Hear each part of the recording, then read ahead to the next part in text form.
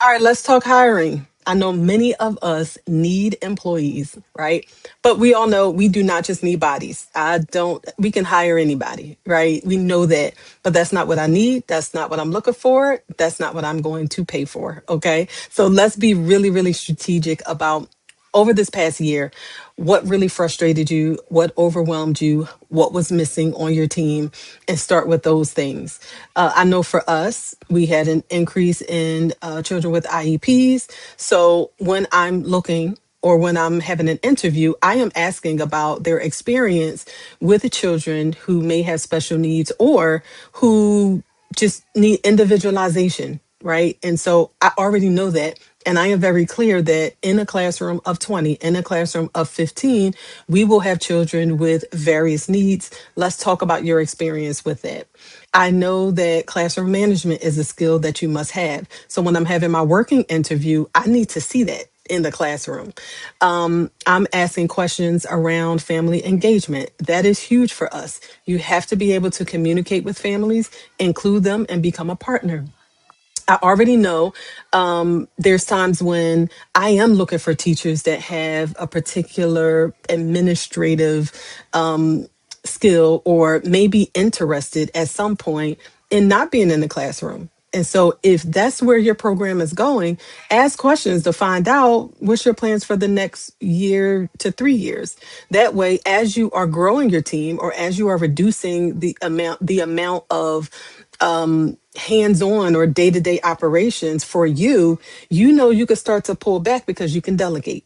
So I say all that to say that thing that may be frustrating you from this past year, take that and put that in your interview questions. Take that, and as you are looking through resumes or as you are having your interviews or as you are recruiting, you are being very specific about the type of employee you're looking for.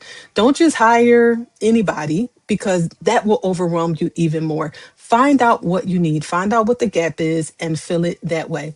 Am I saying it's easy? No, but it is being strategic. Update your job postings, right? Let's not keep putting up the same flyers or the same job posting on Indeed. Make it stand out. I know one of mine says we're looking for superheroes, literally like magic every day. I don't just want a person, but I need somebody who's like, I'm coming to the rescue every single day. So make yours stand out.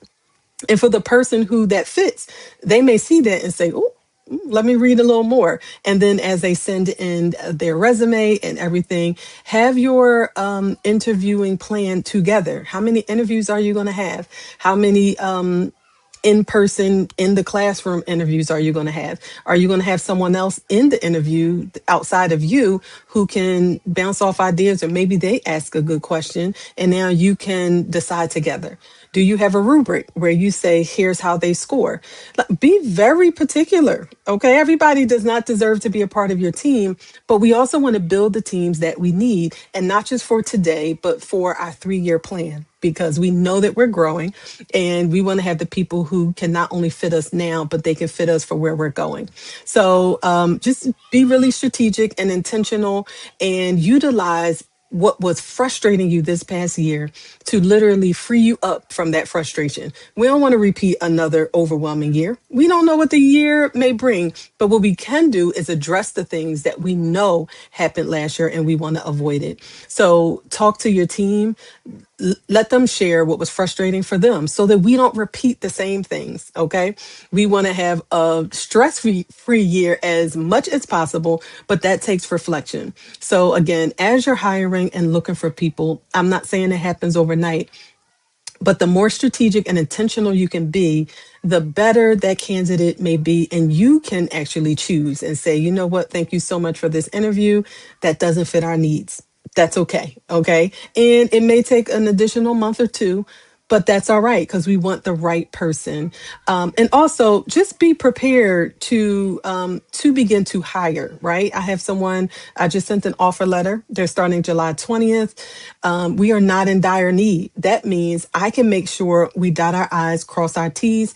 I have all the clearances. Let's remove all the compliance items. We know what we need. Let them know and get everything that you need to check that off. We have time for particular trainings. Do you have fire safety training? Do you need CPR training? every August we provide CPR. So if they don't, not a problem. We got it. But let's find out what they already have and knock out some of the things that when they come, we're not trying to fit everything in.